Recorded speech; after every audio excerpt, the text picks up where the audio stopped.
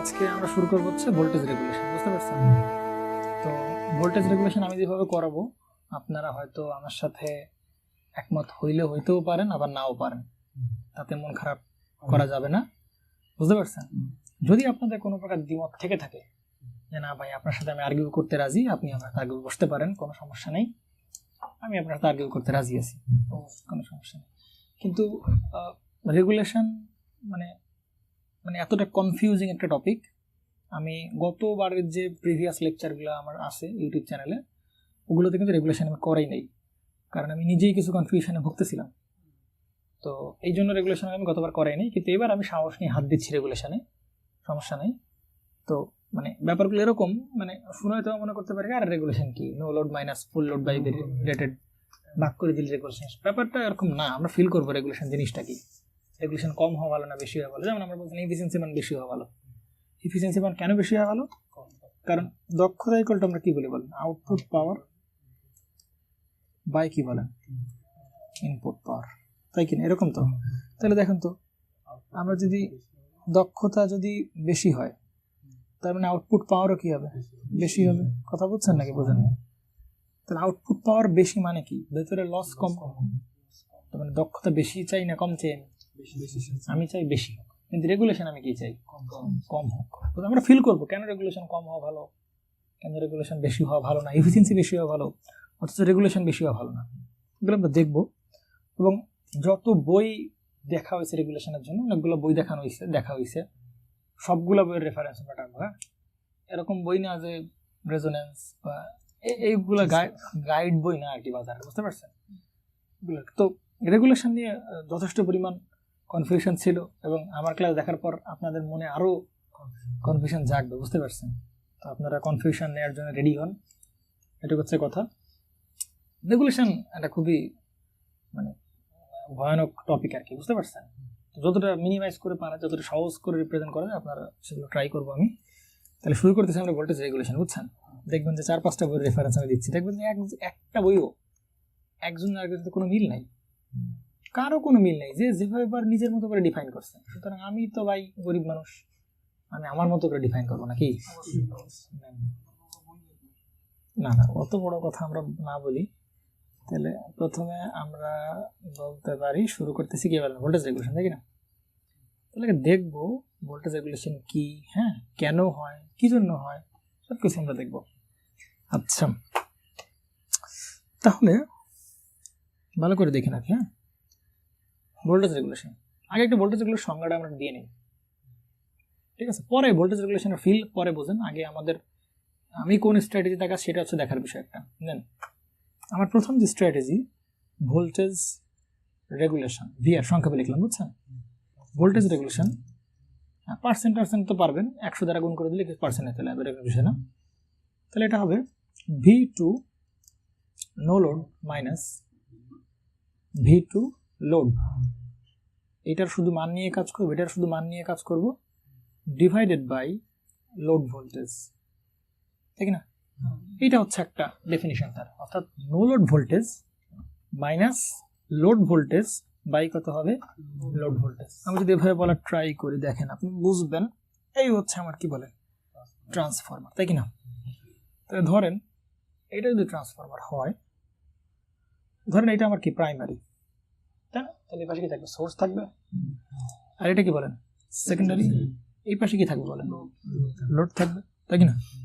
এই পাশে থাকবে লোড থাকবে। তাহলে নো লোড বলতে আমরা কি বুঝতেছি, এই পাশে তো সোর্স থাকবে, পাশে কি থাকবে বলেন, সোর্স থাকবে। আর এই পাশে যে দুই মাথা দেখতে পাচ্ছি, এই দুই মাথা কি থাকবে না, কোনো লোড থাকবে না, এই দুই মাথা এরকম ওপেন থাকবে। তো ওপেন থাকা অবস্থায় এই দুই টার্মিনালে ভোল্ট মিটার ধরে আমরা যে ভোল্টেজ পাবো, সেই ভোল্টেজটাকে আমরা বলতেছি বলেন নো লোড ভোল্টেজ। বুঝতে পারছেন নাকি? বুঝলেন? এখানে কি থাকবে বলেন, সোর্স তো থাকবে, সোর্স ছাড়া তার আমি এখানে কোনো জায়গায় কি পাবো না, ভোল্টেজ পাবো না।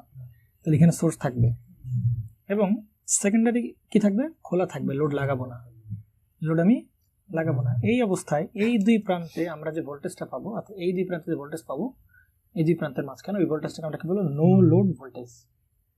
বুঝতে পারছেন? এইবার হ্যাঁ, E2 যেটা আমরা পাবো সেটা কি বলো, নো লোড ভোল্টেজ না, তাই না? আমরা দেখবো সবগুলো আরো ক্লিয়ার। আমি আর একটু দেখাই, একসাথে আমরা কম্প্যারিজন করে করে দেখাই, তাহলে আমাদের জন্য বেটার সুবিধা হবে বুঝতে। পরে আমরা আঁকাআঁকি করি। আগেই বলছি ভাই, ভোল্টেজ রেগুলেশন এক এক বইতে এক এক রকম করে রাখছে। হ্যাঁ, এই পেরেশানিতে আমি নিজেও গতবার হাত দিই না, ভোল্টেজ রেগুলেশন আপনাদের করাই না, কারণ কি নাকি ভুলভাল বানি কি আবার না, ভাইরাল হওয়ার লাইন নাই, ভাইরাল আমার করবে না অত সহজে। দেখেন এইটা হচ্ছে আপনার কি বলেন, এরকম যে চিন্তা করেন, দেখেন ভালো করে বুঝেন, ঠিক আছে। এইখানে কি লাগাইছি বলেন, সাপ্লাই লাগাইছি, ঠিক না। এখন এইটা তো কি ট্রান্সফর্মার, প্র্যাকটিক্যাল ট্রান্সফর্মার। ধরে নেই যে এর যে নন আইডিয়ালিটিগুলো আছে সেগুলো আমরা বাইরে বের করে দিয়েছি। অর্থাৎ এই জায়গায় কি আছে বলেন, R1 আছে, এই জায়গায় J(X1) আছে, এই জায়গায় কি আছে প্যারালালে এরকম আছে। হ্যাঁ, এই জায়গায় আছে R2, এই জায়গায় আছে কি বলেন X2, আর এখানে আছে লোড। তার মানে এখন এই ট্রান্সফর্মার কোন ট্রান্সফর্মার পরিণত হয়েছে, আইডিয়ালে পরিণত হয়েছে, কারণ এর ভিতরে যা নন আইডিয়ালিটি ছিল সবগুলো বের করে দিলাম, তাই কি না। তাহলে এইগুলো সব এখানে নন আইডিয়াল ফ্যাক্টরগুলো আমার এখানে আছে। এবার আমি এখানে সাপ্লাই দিলাম, তাই কি না। কিন্তু এই জায়গায় এই দুই মাথায় কিন্তু কোনো ধরনের কোনো লোড আমি এখনো লাগাইনি, অর্থাৎ এইখানে কোনো প্রকার আমি লোড লাগাইনি, ওপেন করার আছে, তাই কি না। তাহলে যেহেতু এটা আইডিয়াল ট্রান্সফরমার, সবকিছু কিন্তু এখানে কিন্তু R2 সবকিছু আছে কিন্তু। তাহলে দেখেন, তাহলে এই ভোল্টেজের জন্য আমরা এইখানে কারেন্ট ফ্লো করবে না, এই জায়গায় কি কারেন্ট ফ্লো করবে, নো লোড কারেন্ট ফ্লো করবে, ফ্লাক্স সেট আপ করবে। তাহলে এই পাশে একটা ভোল্টেজ পাবো যেটার নাম বলতেছি E1, আর এই পাশে ভোল্টেজ সেটাকে বলছি E2। এখন নো লোড অবস্থায় E2 এর মান যা হবে, দেখেন তো ভালো করে, নো লোড অবস্থায় এটা কি এরকম ছিল নাকি, এরকম ছিল, থাক দূর থাকি পারে নেন। তাহলে নো লোড অবস্থায় E2 এর মান যা হবে, এটা মানে কি হবে, এখানে ভোল্টেজ আর এখানে ভোল্টেজ কি হবে, সেম হবে না, কারণ নো লোড অবস্থায় এখানে কোনো কি ফ্লো করতেছে না বলেন, কারেন্ট ফ্লো করতেছে না, সুতরাং এদের কোনো কি নেই বলেন, ড্রপ নাই। তাহলে E2 মানে কি হবে, এখানকার ভোল্টেজ, মানে রেটেড যে ভোল্টেজ আমাকে প্রশ্নে দিছে ওই ভোল্টেজটা কোন জায়গার ভোল্টেজ হবে, এই জায়গার ভোল্টেজ হবে, এই জায়গার ভোল্টেজ হবে। ক্লিয়ার। এবার আসেন, এবার আমি লোড লাগালাম, চিন্তা করেন ওই সেম অবস্থা আছে, এবার আমি কি লাগালাম বলেন, এখানে লোড লাগাইছি, মনে করে যে কোনো একটা কিছু দিয়ে আমি লোডটা লাগাইছি, এবার কানেক্টেড তারা, তাই কিনা। সাপ্লাই দিলাম, এখানে পেলাম ইয়ন, এখানে পেলাম কি বলেন E2। এবার কি বলেন তো E2 এর মান কি এখানে হবে, কেন, কারণ এবার কি ফ্লো করছে, কারেন্ট ফ্লো করতেছে। যদি কারেন্ট ফ্লো করে তাহলে এই জায়গায় যে রেজিস্ট্যান্স এগুলো সব কি ড্রপ হবে।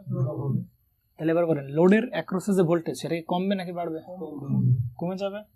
তাহলে ভোল্টেজ রেগুলেশন বলতে বোঝায় যে এইখানে যে ভোল্টেজটা আছে, এইখানে যে নো লোড অবস্থায় যে ভোল্টেজটা পাইলাম, কি ভোল্টেজ পেলাম বলো, নো লোড অবস্থায় যে ভোল্টেজ পাইলাম তার থেকে লোড লাগানোর পরে ভোল্টেজ কি হয়েছে, কমে গেছে, যতটুকু ডাউন হয়েছে এটাকে বলা হবে ভোল্টেজ রেগুলেশন। এখানে যে ভোল্টেজ আছে সেই ভোল্টেজটাকে এখানে ড্রপ হয়েছে, অল্প একটু ড্রপ হয়েছে, তারপরে তো এখানে লোডে ভোল্টেজ পাচ্ছি, তাহলে এই ভোল্টেজের থেকে ড্রপ হওয়ার পরে এই ভোল্টেজের মানটা কি হবে, কমে যাবে। তাহলে এই ভোল্টেজ থেকে যতটুকু কমে গেছে বা ডাউন হয়েছে, এই যে এখানে যতটুকু ড্রপ হয়েছে, এখানে যতটুকু ড্রপ হয়েছে, যতটুকু কমছে কার জন্য, এই ড্রপ হওয়ার জন্য। তাহলে এই যে যতটুকু কমছে ওইটাকে বলা হবে ভোল্টেজ রেগুলেশন। আমরা কিন্তু এই ভোল্টেজটা কিন্তু ভোল্টেজ রেগুলেশন বলতেছি না, এইখান থেকে এই ভোল্টেজ বাদ দেবো, এইখান থেকে এই ভোল্টেজ বাদ দেবো, তাহলে কতটুকু কমছে বুঝতে পারবো। আমি মনে করি এখানে 200 ভোল্ট দিলাম আর এখানে পেলাম 198 ভোল্ট, তাহলে ভোল্টেজ রেগুলেশন কতটুকু, 2 ভোল্ট, কমছে কতটুকু, 2 ভোল্ট, তাহলে 2 ভোল্ট। তাহলে যতটুকু ভোল্টেজ কমছে সেটা হবে কি ভোল্টেজ রেগুলেশন, বুঝতে পারছেন। এখন মজার বিষয় হচ্ছে যে আপনি আসলে ভোল্টেজ রেগুলেশন এখন তাই তো বুঝছেন নাকি, যে তোমার নো লোড অবস্থায় যে ভোল্টেজ ছিল আর লোড লাগানোর পরে যে ভোল্টেজ পেলাম তাদের মধ্যকার যে পার্থক্য সেটা হচ্ছে কি ভোল্টেজ রেগুলেশন। এখন ভোল্টেজ রেগুলেশন আসলে অনেক কিছু সাপেক্ষে মাপা হয়, অনেক কিছুর সাপেক্ষে মাপা হয়। তো নর্মালি আমরা যখন চিন্তা করি যে আমরা যখন একটু প্র্যাকটিক্যাল এক্সাম্পলই চিন্তা করো, তাহলে আমরা কার সাপেক্ষে চিন্তা করবো, কথা কি বুঝছেন। রেগুলেশন তো আমরা বের করতে পারলাম 2 ভোল্ট, কিন্তু এই রেগুলেশনটা আমরা কার সাপেক্ষে চিন্তা করতে হবে, কার সাপেক্ষে চিন্তা করতে হবে, সেটা হইতে পারে এই নো লোডের সাপেক্ষে, নো লোড ভোল্টেজের সাপেক্ষে, সেটা হইতে পারে এই লোড ভোল্টেজের সাপেক্ষে, কথা কি বুঝছেন না। নো লোড ভোল্টেজ আর লোড ভোল্টেজ দেখ না, তাহলে আমরা যে রেগুলেশন পেলাম এটা চিন্তা করতে পারতাম কি নো লোড ভোল্টেজের সাপেক্ষে অথবা কি লোড ভোল্টেজের সাপেক্ষে। এখন আমরা কার সাপেক্ষে চিন্তা করব? আমরা বাজারে যখন যাব একটা ট্রান্সফরমার কিনতে, ভালো করে বুঝেন, যখন বাজারে যাব মরিচা পড়ে আছে বাইরে রাখতে রাখতে, হ্যাঁ দেখছো?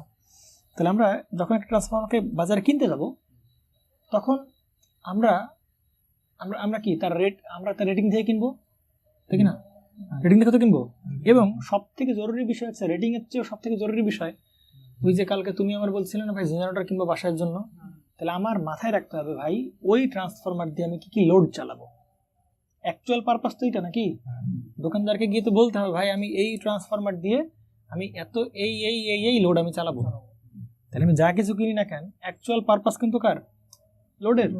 লোডের পারপাস আমি কিনতেছি। সে আসলে লোডকে পরিচালনা করতে পারবে কিনা, সে ওই লোডকে পরিচালনা করতে গেলে তার এইখানে ভোল্টেজ ড্রপের মান কেমন হচ্ছে, ঠিক না? কারণ আমি রেটিং থেকে কিনলাম, আমার কোনো সমস্যা নেই, আমি ভালো রেটিং থেকে কিনলাম, কিন্তু দেখলাম এখানে ভোল্টেজ রেগুলেশন, মনে কর ভোল্টেজ ড্রপ কি হচ্ছে বলো, বেশি হচ্ছে, তাহলে তো আমার ওই ট্রান্সফরমার কিনা ভালো না। কথা কি বুঝছেন? এখন এইখানে যে কতটুকু ড্রপ হবে কি হবে না সেটা ডিপেন্ড করে কার উপর? ওটার উপর। তাহলে অ্যাকচুয়াল ট্রান্সফরমার কিনতে গেলে আমার বাজারে যদি রেগুলেশনের হিসাবে আসো, তাহলে বাজারে কি কি কি দেখে চিন্তা করতে হবে? আমার বাজারে দেখে চিন্তা করতে হবে, বাজারে কি ট্রান্সফরমার কেনার আগে চিন্তা করতে হবে ভাই আমি কি কি লোড চালাবো, কত কেভিএ লোড চালাবো, এবং ওই লোডের জন্য আমার এখানে ভোল্টেজ রেগুলেশন কত হবে, এগুলো মাথায় রাখতে হবে না আমার। তাহলে অ্যাকচুয়ালি ট্রান্সফরমার যদি প্র্যাকটিক্যালি চিন্তা করো যে কিনবো আমি ট্রান্সফরমার, কি দিয়ে কিনবো, তাহলে অবশ্যই লোডের কথা চিন্তা করে তোমার কিনতে হবে। রেটেড কেভিএ মনে করো তুমি কিনলা, সমস্যা নেই, রেটেড দিয়ে ভালো রেটিং দিয়ে কিনলা বা বেশি রেটিং দিয়ে কিনলা, কিন্তু রেটিং দিতে হলে তোমার আলটিমেট গোল না। আলটিমেট গোল কি চালানো? লোড চালানো।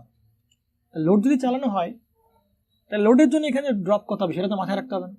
তাহলে তোমার যে রিকোয়ার্ড লোড, ওই লোডের জন্য দেখতে হবে রেগুলেশন কোন ট্রান্সফরমারে কম হয় এবং মানে ভোল্টেজ ড্রপ কম হয়। রেগুলেশন কম হয় মানে ভোল্টেজ ড্রপ কম হয়। তাহলে বলেন রেগুলেশন কি কম হয় বলো না বেশি হয় বলো? রেগুলেশন মানে কি? এই জায়গায় ড্রপ না, তাহলে ড্রপ কে বেশি চান না কম চান? কম হলে ভালো, তাহলে রেগুলেশন কম হওয়া ভালো। বুঝতে পারছেন? তাহলে আপনি কি আপনার যে পার্টিকুলার লোড, ওই লোডের জন্য আপনি দেখবেন রেগুলেশন কত হয়। যে ট্রান্সফরমার রেগুলেশন আপনাকে কম দিবে আমি সেই ট্রান্সফরমার বাজার থেকে এনে চলে আসবে। বুঝতে পারছেন না? বুঝলেন? তার মানে আপনার রেগুলেশন চিন্তা করতে হবে বা করা উচিত কার সাপেক্ষে বলেন? কার সাপেক্ষে? এখন দেখেন, এখন আমি যে সংজ্ঞাটা লিখছি এই সংজ্ঞার সাথে আপনি কি একমত কিনা দেখেন। এখানে কি V2NL, V2NL মানে কি? V2NL মানে কি? No load voltage secondary. V2NL মানে কোন জায়গার? এই যে এই জায়গার V2NL থেকে না, এই জায়গার মানে লোড না অবস্থায় এই জায়গার ভোল্টেজ, তাহলে V2NL মাইনাস কি হবে বলেন? তাহলে V2NL মানে কি? এই জায়গার যা ভোল্টেজ, এই জায়গার ভোল্টেজ একই ভোল্টেজ, কথা বুঝেন? আর V2L মানে কি? লোড লাগালাম, লোড লাগানোর পরে এই দুই তারের মধ্যকার ভোল্টেজ, তাহলে V2NL মানে এই জায়গার ভোল্টেজ আর V2L মানে কোন জায়গার ভোল্টেজ। তাহলে এই ভোল্টেজ থেকে এই ভোল্টেজ বাদ দিলে আপনি কি পাবেন? এই জায়গায় ড্রপ পাবেন, এই সেই ড্রপ পাচ্ছেন। কার সাপেক্ষে চিন্তা করতে হবে? লোডের সাপেক্ষে চিন্তা করতে হবে। কার সাপেক্ষে চিন্তা করতে হবে? তাহলে আমার এই সংজ্ঞাটা কি মোটামুটি কি মেনে নেওয়া যায়? এই বলতে পারেন ভাই আপনি এই সংজ্ঞা বানাইছেন? না ভাই আমি বানাইনি। এই সংজ্ঞা আমি পাইছি কোন বই থেকে বলেন? পিসি সেনের একটা বই আছে, বুঝতে পারছেন? এই ট্রান্সফরমারের উপর মানে ইলেকট্রিক্যাল মেশিনারির উপর পিসি সেনের বই আছে। পিসি সেনের বইতে এই সংজ্ঞাটা দেওয়া আছে, বুঝতে পারছেন? এখান থেকে নেওয়া। তার মানে ভোল্টেজ রেগুলেশন করে ডিফাইন করছেন নো লোড ভোল্টেজ মাইনাস কি লোড ভোল্টেজ বাই হবে লোড ভোল্টেজ। তার মানে এই যে ভোল্টেজ ড্রপ সেটা কার সাপেক্ষে চিন্তা করতেছি? লোড ভোল্টেজের সাপেক্ষে আমরা চিন্তা করতেছি। বুঝতে পারছেন নাকি? বুঝলেন?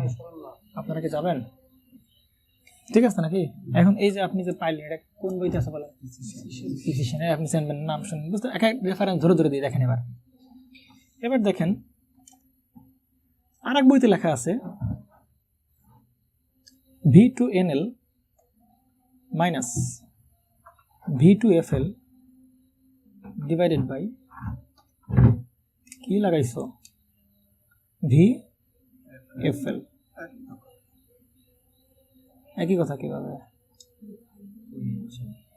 এই সংখ্যা কোথায় লেখা আছে বলেন? এই সংখ্যা লেখা আছে আইজেনআগ্রাথ এন্ড ডিপি কোঠারি। ডিপি মানে মেবি ডিপি কোঠারির বই নামে সবাই জানে। ডিপি কোঠারির বইতে এই সংখ্যা দেওয়া আছে। বুঝতে পারছেন? তো সে সংজ্ঞা দিচ্ছে, আমি একটু বলার ট্রাই করি। এটা সে বলতেছে কি ভাই, নো লোড অবস্থার ভোল্টেজ, তার মানে এই জায়গার ভোল্টেজ। আচ্ছা, এইবার বলছে এইখানে যে লোড লাগাবে সেটা কি লোড হইতে হবে? ফুল লোড হইতে হবে। তাহলে ফুল লোড ভোল্টেজ বাই হবে কি, সে কোন লোড লাগাইছে, সে যে লোড লাগাইছে সেই লোডটার প্রকৃতি কেমন, ফুল লোড, তাহলে বাই ফুল লোড, এটাও মেনে নেওয়া যায়। তার মানে আমরা কিন্তু আমাদের জন্য স্টার মার্ক হচ্ছে এই ডেফিনিশন। দেখো এইটা দিয়ে কিন্তু এইটাকে কিন্তু ডিফাইন করা যায়, কারণ আমরা কি ইন জেনারেল লোড নিছি। ইন জেনারেল লোড, যে কোনো লোডের জন্য এটা কি প্রযোজ্য। তাহলে ওই লোডের তুমি যদি এইখানে যে লোডটা, সেই লোডটা যদি ফুল লোড নাও, তাহলে এই সংখ্যাটা চলে আসে, ঠিক না? কিন্তু এই সংখ্যা দিয়ে সংখ্যা কি করা যাবে না, ডিফাইন করা যাবে না। কেন? কারণ এই সংখ্যা শুধুমাত্র কার জন্য প্রযোজ্য? ফুল লোডের জন্য। তো নিচেও ফুল লোড, এখানে ফুল লোডের সাপেক্ষে চিন্তা করতেছে, কিন্তু আমার সংখ্যাটা আরো বেশি ইউনিভার্সাল। আমি চিন্তা করছি কার সাপেক্ষে? লোডের সাপেক্ষে, যে কোনো লোড, ঠিক না? যে কোনো লোড মানে কি, full load, half load, 1 load, 2 load, 3 load, যাও এক হোক না কেন, ঠিক না? তাহলে আমার রেগুলেশন, ভোল্টেজ রেগুলেশন, এই তার মানে আমরা এটাকে বলতে পারি এইটা হচ্ছে এর একটা অংশ, এটা একটা পার্ট হচ্ছে এটা। এইটার যখন ফুল লোড হবে তখন এই সংজ্ঞা আমরা দিতে পারবো, বুঝতে পারছেন? তাহলে আমরা এইটাকে আমরা কি করতে পারলাম বলেন, ডিপি কোঠারির যে সংজ্ঞা আছে সেটাকে আমরা এটা দ্বারা কি করতে পারলাম, ডিফাইন করতে পারলাম। নেন এবার আরো কয়েকটা বই দেখেন। এবার বলতেছে ভোল্টেজ রেগুলেশন হবে V2NL minus V2FL divided by V2NL। বুঝতে পারছেন? অথবা এটাকে বলতেছে E2 minus V2 divided by E2। বুঝতে পারছেন? তাহলে দেখেন তো এটা কোন বইতে লেখা বলেন? এটা হচ্ছে ডক্টর PS বিমরা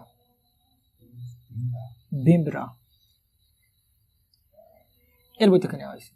সে কি বলা ট্রাই করতেছে, ভাই নো লোড ভোল্টেজ মানে কোন জায়গার ভোল্টেজ, এই জায়গার ভোল্টেজ মাইনাস হবে এই জায়গার ফুল লোডের ভোল্টেজ। তার মানে সে লোড নিছে কোন টাইপের, ফুল লোডের। তাহলে নো লোড মাইনাস কি বলেন, full load. No load minus full load by করছে কি, সে ফুল লোড নেয় নাই, সে নেছে কি বলো, নো লোডের সাপেক্ষে চিন্তা করছে, মানে এই ভোল্টেজের সাপেক্ষে চিন্তা করতেছে। কথা কি বুঝছেন নাকি বুঝেন নাই? ভালো করে বুঝেন, বুঝছেন নাকি বুঝেন নাই? তার মানে বিমরার বইতে কি এভাবে ডিফাইন করা, no load voltage minus full load voltage by হচ্ছে কার সাপেক্ষে, নো লোডের সাপেক্ষে। কিন্তু ডিপি কোঠারি কি বলছে, no load voltage minus full load voltage by full লোডের সাপেক্ষে। আর আমরা কি বলছি বলো, no load voltage minus load voltage কার সাপেক্ষে, লোডের সাপেক্ষে। কিন্তু এ কিন্তু no load voltage minus full লোডই করছে, কিন্তু সাপেক্ষে কার, নো লোডের সাপেক্ষে, মানে এই জায়গার ভোল্টেজের সাপেক্ষে। কিন্তু আসলে ভোল্টেজ রেগুলেশন হওয়া উচিত, আমরা যতটুকু বুঝলাম, বেসিক দিয়ে যতটুকু বুঝলাম, আসলে ভোল্টেজ রেগুলেশন হওয়া উচিত ছিল কার সাপেক্ষে, লোডের সাপেক্ষে। কারণ আমি তো এই ভোল্টেজ আমি কখনো কি করতে পারবো না, চেঞ্জ করতে পারবো না। এই ভোল্টেজ আমি চেঞ্জ করতে পারবো, তাহলে চেঞ্জ হবে কোন জায়গার ভোল্টেজ, এই জায়গার ভোল্টেজ। এক রকম লোড লাগাবো, এক এক রকম রেগুলেশন পাবো আর কি। তাহলে রেগুলেশনটা আসলে হওয়া উচিত ছিল কার সাপেক্ষে, লোডের সাপেক্ষে। কিন্তু এরা কি করছে, লোডের সাপেক্ষে নিছে। বুঝতে পারছেন? যাই হোক নিছে, তার মানে সে যেহেতু নিছে তার মানে নেওয়া যাইতে পারে, কোনো সমস্যা নাই। মানে একজন একভাবে রেগুলেশন ডিফাইন করে। যেমন আমি বলতেছি ভাই এই যে রেগুলেশন বের করলাম সেটা কার সাপেক্ষে নেব, লোডের সাপেক্ষে। আমি যুক্তি পেশ করলাম যে সবকিছু চেঞ্জ হবে কার জন্য, লোডের জন্য। তাহলে আমার যে রেগুলেশন চিন্তা করতে হবে সেটাও কার সাপেক্ষে চিন্তা করতে হবে, লোডের সাপেক্ষে চিন্তা করতে হবে। ইনি বলছেন না, লোডের সাপেক্ষে চিন্তা করতে হবে, করেন ভাই, সমস্যা নেই। বুঝতে পারছেন না, বুঝেন? ক্লিয়ার? এখন দেখেন এই যে রেগুলেশনটা আমি বের করলাম, কিন্তু দেখো এই সংজ্ঞার কিন্তু লিমিটেশন আছে। দেখো কি লিমিটেশন, এটা কিন্তু ভাই কি বলবো, এই সংজ্ঞা শুধুমাত্র কার ক্ষেত্রে প্রযোজ্য, ফুল লোডের ক্ষেত্রে প্রযোজ্য। কিন্তু প্র্যাকটিক্যালি চিন্তা করো, প্র্যাকটিক্যালি এই ট্রান্সফরমার কোনোদিন কি ফুল লোডে চলতে পারবে না রে ভাই। সকাল 7টায় একরকম লোড, 8টায় একরকম লোড, 9টায় 10টায় প্রতি মুহূর্তে লোড কি হচ্ছে, চেঞ্জ হচ্ছে। মাল্টিপ্লাগ থেকে ফ্যানের সুইচ খুলে গেলে লোড চেঞ্জ, তাই কি না? সুতরাং মানে বাস্তবে ট্রান্সফরমার ফুল লোডে কখনোই চলতে পারবে না, ফুল লোড পাবেই না সে, প্রতিনিয়ত লোড পরিবর্তন হচ্ছে। তাহলে এই সংজ্ঞা আমার দিয়ে লাভ আছে ভাইয়া? তাহলে আমার ভালো ইউনিভার্সাল সংজ্ঞাই ভালো।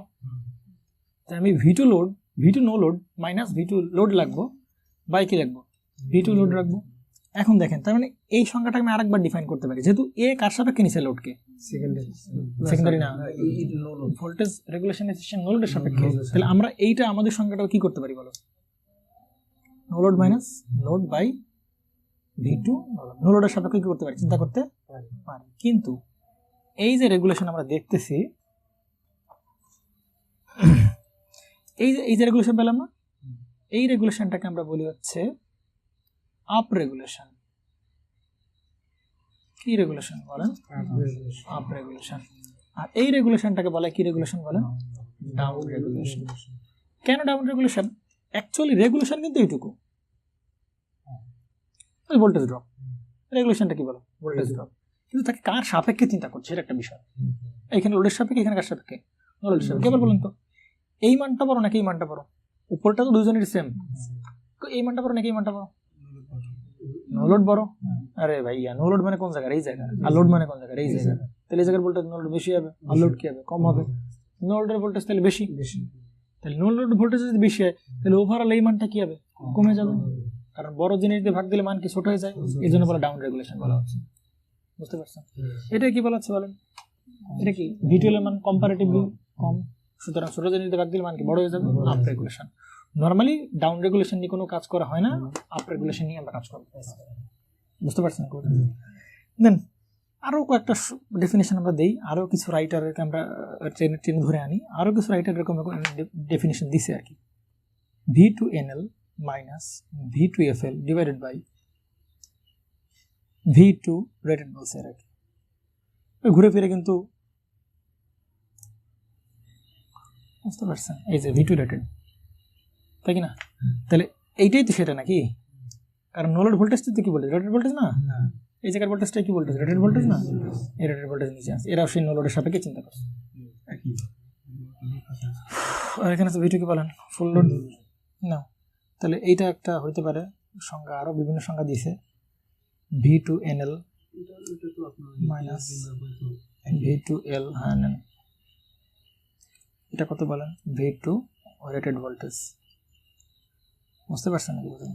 তাহলে এই বিভিন্ন রাইটার বিভিন্ন রকম বই দিয়েছে। বুঝতে পারছেন? তাহলে আমরা এত লোকের ভিড়ে কোনটা চুজ করতেছি বলেন? এটা আমাদের জন্য, এটা আমাদের জন্য একদম ইউনিভার্স সবার ক্ষেত্রে কাটতেছে, তাই না? আমি এখানে ফুল লোড লাগাও তাও রেগুলেশন বের করতে পারবো, আমি এখানে হাফ লোড লাগাই তাও রেগুলেশন বের করতে পারবো, সব লোকে কি করতে পারবো? রেগুলেশন বের করতে পারবো। সুতরাং এইটা আমার জন্য বেশ অ্যাপ্রোপ্রিয়েট। এই দুইটা দিয়ে মোটামুটি বাকি সবার কাছে চলে যাওয়া যাচ্ছে, কিন্তু বাকি সবার কাছ থেকে দূরে আসা যাচ্ছে, তাহলে দূরে আমরা চুজ করবো। বুঝতে পারছেন নাকি? নেন তাহলে ঠিক আছে। তাহলে আমরা এখন এইগুলো একটু ক্যালকুলেশন তো আমরা এখান থেকে ফিজিক্যালি দেখলাম কিভাবে ক্যালকুলেশন করবো। তাহলে এবার দেখি একটু সার্কিট থেকে আমরা ড্র করে দেখা ট্রাই করি যে আমরা আসলে কিভাবে সলভ করবো। বুঝতে পারছেন? এটা সরাই ফেলে আপাতত বুঝেন রেগুলেশন নাকি? তাহলে রেগুলেশন কম হওয়া ভালো না বেশি হওয়া ভালো? রেগুলেশন কম মানে ড্রপ কম, ড্রপ কম মানে আউটপুট ভোল্টেজ বেশি পাবো, সুতরাং রেগুলেশন মান কম হওয়া ভালো। বুঝবেন নাই নাকি? ব্যাখ্যা করতে পারবেন না আসলে একজনকে? নেন এবার। তাহলে ধরেন এটা হচ্ছে আপনার একটা ট্রান্সফরমার,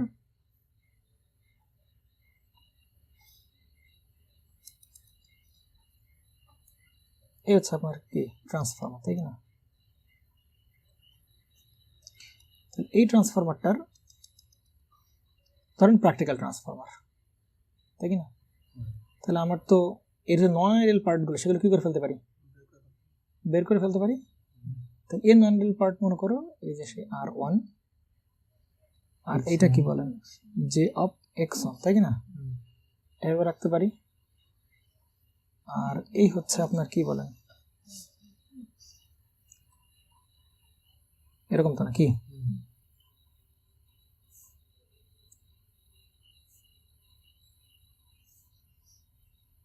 একদম বেস্ট অ্যাপ্রোচ বুঝছেন আপনারা। মানে জানি না কোনো সময় ট্রান্সফরমার রেগুলেশন নিয়ে ফেস করছেন কিনা প্রবলেম, একদম মন ভরে যাবে আপনাদের। জানেন আপনারা যদি আগে করে থাকেন তাহলে মন ভরবে না, তো আপনার ভাই এগুলোতে এমনি আপনি করাচ্ছেন তো আসছে। E1 গতবার একটা লেকচার রেকর্ড করছিলাম, তারপরে কিন্তু আমি সারি নেই, কারণ আমারও নিজের কিছু কনফিউশন ছিল। ওই লেকচারটা আমার কাছে এখনো আছে, বুঝতে পারছেন? আগেবার লেকচার। তাহলে এটা কত বলেন? R2, এইটা কত বলেন? J of X2, ঠিক না? এখানে আমরা সুইচ লাগালাম, লোড লাগাইতেও পারি, লোড না লাগাইতে পারি, it depends up to me, ঠিক না? এবার আসুন এই ভোল্টেজটাকে আমরা কি বলতেছি, E2। আচ্ছা, এই ট্রান্সফরমারকে আমরা কি করতে পারি, ইকুইভ্যালেন্ট মডেল আঁকাইতে পারি না? মাইন্ড করবেন আপনারা, আঁকাইলে করবেন না? তাহলে এই যে ভোল্টেজটা, এখানকার ভোল্টেজটাকে আমরা কি বলতেছি বলেন, V2। তাহলে এই ট্রান্সফরমারকে মডেলিং বানায় ফেলি, মডেলিং করলে কি হবে, ডট ডট কি হবে, এভাবে কানেকশন হবে, আর কি বলেন এভাবে কি হবে বলেন, কানেকশন হবে। কানেকশন হওয়ার পরে তো সার্কিটটা কেমন হবে, এবং কানেকশন হলে তো সবাইকে এক পাশে নিব, সবগুলোকে ধরে সেকেন্ডারিতে নিয়ে দেবো। কারণ সেকেন্ডারিতে নেবো কেন বলেন, কারণ আমার রেগুলেশন চিন্তা করতে হবে লোডের অ্যাক্রসের ভোল্টেজ থেকে, ঠিক না? কথা বুঝেন, আমি সেকেন্ডারিতে কেন নিব, কারণ আমার রেগুলেশন বের করতে গেলে কোন জায়গার ভোল্টেজ লাগবে, লোডের অ্যাক্রসের ভোল্টেজ লাগবে। সুতরাং লোডকে তার পেছানো যাবে না, বুঝতে পারছেন? তাহলে আমরা ধরে সবই পেছনে নিয়ে যাবো, বুঝতে পারছেন না? বুঝেন না? তাহলে সবকে ধরে পেছনে নিয়ে যাবো। তাহলে সবকে ধরে পেছনে নিলে সার্কিটটা কেমন হবে, তখন জাস্ট ট্রান্সফরমার সরে যাবে, এইভাবে কানেকশন হবে না, শুধু এই যে এটা এরকমই থাকবে R1, এটা কথা বলে না, জি অফ এক্স এখানে কি থাকবে বলেন,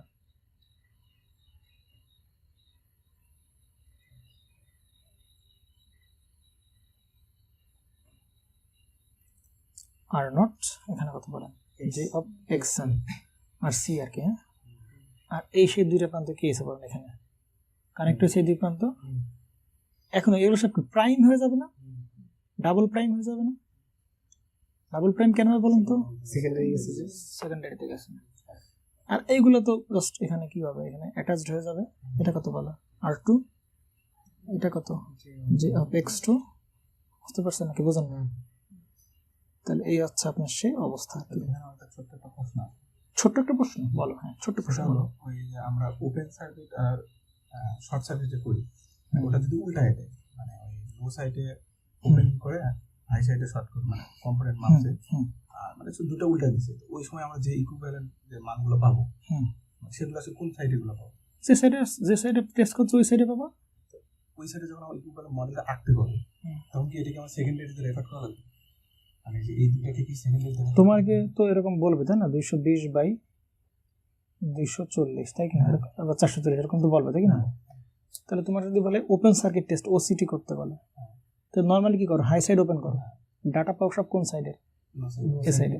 এখন তোমার যদি বলে দেয়, কথা বোঝো, আর তোমার যদি বলে দেয় যে লো সাইড ওপেন করো, কি করো বলো, লো সাইড ওপেন করো, তাহলে এই সাইড ওপেন করবা, ডাটা পাবা কোন সাইডের, তোমার সেকেন্ডারি ডাটা পাবা।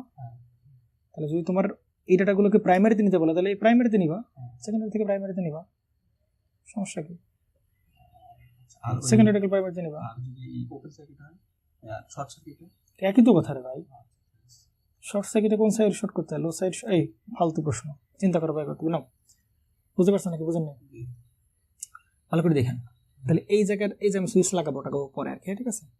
তাহলে ধরো ভালো করে দেখেন, আমার একটা প্রশ্ন তো দেন, বলেন এইখানে যে ভোল্টেজ আসবে আমার, ভালো করে বুঝেন, এখানে কি ভোল্টেজ আসবে না? তাহলে এইখানে যে ভোল্টেজটা আসবে, সাবধানে বুঝেন, হ্যাঁ, এই ভোল্টেজের এখান থেকে কি ভোল্টেজ ড্রপ হয়ে তারপর এখানে আসবে। তাহলে বলেন তো এইখানে যে রেগুলেশন হবে, এই পুরো সার্কিটে রেগুলেশন হবে, তার পেছনে দায়ী কে, কে দায়ী? Current power factor. শুধু কি এইগুলো দায়ী এরকম মনে হচ্ছে না? না, এগুলোও দায়ী। কেন দায়ী? কারণ আলটিমেটলি সে ভোল্টেজ নিচ্ছে কোত্থেকে, এখান থেকে। কিছু বলবেন এখানে ড্রপ হচ্ছে, কিছু বলবেন এখানেও ড্রপ হচ্ছে, আমার কথা কি বলছেন নাকি? তার মানে ভোল্টেজ ড্রপ করবে, সেটাকে দুইজনের জন্য কি দায়ী, বুঝতে পারছেন নাকি, বুঝেন না? সেটাকে দুজনের জন্য কি দায়ী। তাহলে এখন দেখেন, এই যে আমরা এখন এই সার্কিটটা কিভাবে কনভার্ট করে ফেললাম। এখন যদি এখানে বলে, দেখেন তো আমার যদি আমরা যদি এখন দেখেন তো এই লোডের এরকম তাই না, লোডের না, এখন এই লোডের জন্য আমরা থেভেনিন ইকুইভ্যালেন্ট পারবো না ড্র করতে, লোডের জন্য থেভেনিন ইকুইভ্যালেন্ট পারবো না। থেভেনিন ইকুইভ্যালেন্ট বের করার উপায় কি বলেন তো? ওই লোডকে প্রথমে কি করে ফেলতে হবে, খুলে ফেলতে হবে, কথা বলতে হবে। লোডকে প্রথমে কি করে ফেলতে হবে, খুলে ফেলতে হবে, খুলে ফেলে ওই জায়গার ভোল্টেজ, তাই কিনা? তাহলে দেখেন তো এই যে এই পয়েন্টের ভোল্টেজ কত ছিল বলেন, E2 ছিল না? তাহলে এই E2 কে চেঞ্জ হয়ে যাবে না, ওই E2 থাকবে। তাই কি না? এই সার্কিটটা এই যে, আর এখানকার এটা লাগছে না, তাহলে এই যে এখান থেকে এটা লাগছে আর এখানে লাগছে, তাহলে এই 2 পয়েন্টের ভোল্টেজ চলে কি E2, তাহলে সেই E2 আছে, বাকিটুকু আছে। তাহলে আপনি এই জায়গায় কি মাপবেন বলেন? ভোল্টেজ মাপবেন, এটা ওপেন করা অবস্থায়। তাহলে দেখুন তো এটা যদি ওপেন করে দেন, তাহলে এইখানে কোনো কারেন্ট আসবে? এখানে কোনো কারেন্ট আসবে? কারেন্ট যদি না আসে, তাহলে আপনি এখানে ভোল্টেজ পাচ্ছিলেন কত বলেন? E2। তাহলে ওইটাই হবে কি এখানকার কি লোড ভোল্টেজ, লোড সারা অবস্থায় ভোল্টেজ। মানে এই সার্কিট থেকে চিন্তা করেন, এটার থেকে আমি এটা বানাই ফেললাম, তার মানে এই সার্কিটও যে এই সার্কিটও তাই। তাহলে আমরা কি বলছি, নো লোড ভোল্টেজ পাবো কিভাবে? এইটাকে ওপেন করে আমরা এখানে ভোল্টেজ পাবো। ওপেন করে আমরা কিভাবে বলো ভোল্টেজ পাবো? তাহলে ওপেন করলাম, কি করলাম বলো? ওপেন করলাম। তাহলে ওপেন করলে ভোল্টেজ কত হবে? E2 হবে। তাহলে এটার VTH হচ্ছে কত বলো? E2। এখানকার ভোল্টেজ E2 তাই কি না? আচ্ছা, RTH বা ZTH কিভাবে বের করতে হয়? ওইখান থেকেই দেখা এই দুই প্রান্তের মধ্যকার ZTH, এটাকে ওপেন করে ওইখানকার ZTH মাপতে হবে তাই কি না? ZTH মাপতে হলে উপায় কি? মাপার উপায় হচ্ছে যেগুলো কি করে দাও, ভোল্টেজ সোর্স কি করে দাও, শর্ট করে দাও, আর উল্টা সাইড থেকে ক্যালকুলেশন করা শুরু করো। এবং আমরা দেখতেছি এইটার কারেন্ট যেহেতু অনেক কম, আমরা এটা কি করে দিতে পারি বলো? বাদ করে দিতে পারি। বুঝতে পারছেন? তাহলে সার্কিটটা এখন কি সার্কিট? সিরিজ সার্কিট হয়ে গেল না? তাহলে এই রেজিস্ট্যান্স যোগ হবে, এই রেজিস্ট্যান্স কি যোগ হবে। তাহলে ZT ইকুয়াল আমরা বলতে পারি আর ইকুইভ্যালেন্ট কোন সাইডের সাপেক্ষে? সেকেন্ডারির সাপেক্ষে plus J of x equivalent কোন সাপেক্ষে? VTH পেলাম, ZTH পেলাম। তাহলে এই যে আমরা লোড এখন এর জন্য আমরা নতুন সার্কিট ড্র করতে পারি, থেভেনিন ইকুইভ্যালেন্ট ড্র করতে পারি। এরকম বুঝছেন নাকি? বুঝেন? থেভেনিন ইকুইভ্যালেন্ট যখন ড্র করেন, তাহলে VTH পাইছি কথা বলেন এই জায়গার E2 পাইছেন ভোল্টেজ, আর এটা কি ZTH কত হয়েছে? এটা না, এটাই তো VTH নাকি? আর ZTH কি পাইছেন বলেন? একটা আর পাইছেন, আর ইকুইভ্যালেন্ট সেকেন্ডারিতে, এক্স ইকুইভ্যালেন্ট সেকেন্ডারিতে, আর এই হচ্ছে আপনার কি বলেন সেই এই দুই মাথায় কি লাগাই দিলেন বলেন? লোড লাগাই দিলেন। তার মানে ব্যাপারটা দেখছেন, আপনি পুরো ট্রান্সফরমারটাকে আপনি কিসে নিয়ে গেছে বলেন? একটা সিরিজ সার্কিট নিয়ে আসছেন। এইটার ভোল্টেজটাকে আমরা কি বলবো বলেন? V2 বলবো তাই কি না? এইবার আপনি দেখেন, আপনি যে ভোল্টেজ রেগুলেশন আপনি ডিফাইন করছিলেন, মনে পড়ে ভোল্টেজ রেগুলেশন সংখ্যা আপনি কি দিয়েছিলেন? এই যে ভোল্টেজ রেগুলেশন সংখ্যা দিয়েছিলেন কি বলেন? V2 no load minus V2 load. Relax, ঠিক আছে? এটা কথা হবে V2 লোড। এখন দেখেন, আপনি কিন্তু এইগুলো জাস্ট বের করে এখানে বসাই দিলে আপনি কি পেয়ে যাবেন? ভোল্টেজ রেগুলেশন বের করে ফেলতে পারবেন। তাহলে এখান থেকে V2 NL এর মান কত হয় বলেন? নো লোড অবস্থায় এখানে ভোল্টেজ, মানে লোড খুলে ফেলতে, লোড আমরা কি করে ফেল? নো লোড মানে কি? লোড খুলে ফেলতে হবে, খুলে ফেলে ওই দুই তারের মধ্যে ভোল্টেজ, তাহলে ওই ভোল্টেজ E2 সমানই হবে না? E2 এটাকে যখন খুলে ফেললাম তখন এটা মানে কি? E2 মানে সমান হবে আস্তে আস্তে, হ্যাঁ, কারণ এখানে কারেন্ট কত হবে? 0 হবে। আর বোঝেন না নাকি? নো লোড অবস্থা। এইবার লোড লাগাই দিলাম, লোড লাগানো অবস্থায় কি বের করতে হবে? V12 বের করতে হবে। তাহলে লোড লাগানো অবস্থায় কি V12 বের করতে হবে তাই না? লোড লাগানো অবস্থায় কি বের করতে হবে? V12 বের করতে হবে না? তাহলে V12 পাবো কিভাবে বলো? এই E2 থেকে আমরা যদি এই ভোল্টেজটা কি করে দিতে পারি? বাদ করে দিতে পারি। কি করে দিতে পারি? তাহলে আমরা V12 পাবো, কারণ এবার তো ড্রপ হবে। বুঝতে পারছেন নাকি? বুঝেন? ক্লিয়ার? তাহলে দেখুন তো আমরা এরকম করতে পারি কিনা যে ভাই, এবং এটা তো বুঝছেন নাকি? পাবো। তাহলে কিভাবে? এই ভোল্টেজ থেকে আমরা কি করি? এই ভোল্টেজটা কি করে দিই? তাহলে আমরা কি পাবো? এই জায়গায় ভোল্টেজ পাবো। তাহলে দেখুন তো আমরা এরকম লিখতে পারি। আচ্ছা, ধরেন এইখানে যে ইম্পিডেন্সটা আছে এর অবশ্যই একটা অ্যাঙ্গেল আছে, মানে মান আছে এরকম জেড, থেটা জেড। মনে করে এই মান আমি কি লাগাইছি বলেন? একটা লোড লাগাইছি। বুঝতে পারছেন? এবং ভোল্টেজের আমি রেফারেন্স ধরলাম কত ডিগ্রি? 0 ডিগ্রি। ধরেন সমস্যা নেই তো? তাহলে বলুন এখান থেকে কারেন্ট যাবে কত? এই যে আইটুর মানটা হবে কত? কত হবে? V ভাগ Z। তাহলে V2 angle 0 divided by Z theta Z, তাহলে V2 বাই কত? Z অ্যাঙ্গেল হবে কত? Minus theta Z। তাহলে এটা কি আমরা এরকম বলতে পারি? দেখেন তো এই কারেন্টটা কি বলেন? এই কারেন্টটাই মনে করতে পারি যে এটা তো I2 মান আর কি, I2 অ্যাঙ্গেল থেটা আর কি। বুঝতে পারছেন? তাহলে I2 মানে বুঝতে পারছেন নাকি? I2 মান তাহলে কি দাঁড়াবে?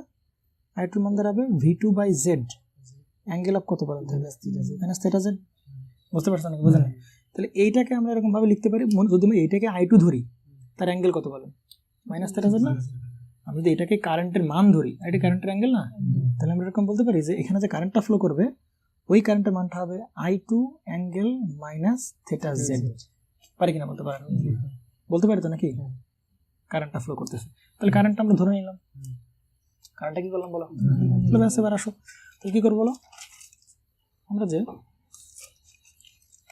দেখেন তো, আমরা এরকম বলতে পারি না, দেখেন তো, তাহলে এরকম বলতে পারি না, দেখেন তো, এই ভোল্টেজ উল্টাভাবে বলতে পারি না, এই ভোল্টেজ প্লাস এই ভোল্টেজ ইকুয়াল টু হবে এই ভোল্টেজ, বলতে পারি কিনা?